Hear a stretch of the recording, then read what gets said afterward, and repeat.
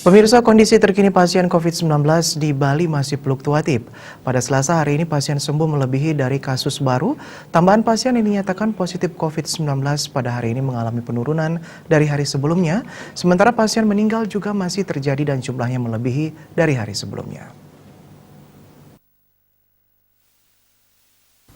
Pasien sembuh pada hari ini berdasarkan data gugus tugas percepatan penanganan COVID-19 Provinsi Bali sebanyak 141 orang. Angka tersebut lebih tinggi daripada pasien sembuh pada hari sebelumnya yang dilaporkan sebanyak 138 orang. Dari 9 daerah di Bali, hanya Jembrana yang hari ini tidak melaporkan tambahan pasien sembuh.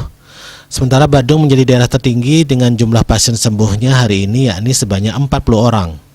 Disusul Tabanan sebanyak 24 orang, Karangasem 22 orang, Denpasar 19 orang, Gianyar 17 orang, Denpasar 19 orang, Gianyar 17 orang, Bangli 11 orang, Klungkung 6 orang, dan Buleleng melaporkan 2 pasien sembuh.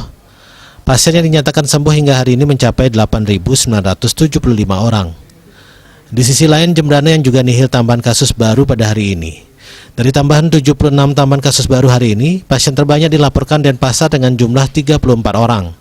Disusul 17 orang dari Badung, 10 orang dari Gianyar, 7 orang dari Tabanan, 3 pasien dari Bangli, masing-masing tambahan 2 pasien dari Klungkung dan Buleleng, serta Karangasem melaporkan 1 tambahan pasien baru.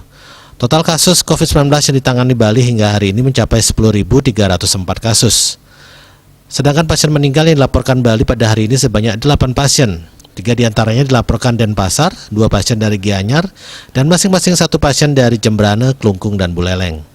Total pasien meninggal hingga hari ini sebanyak 332 orang. Serta kasus aktif yang masih ditangani di Bali sebanyak 997 kasus.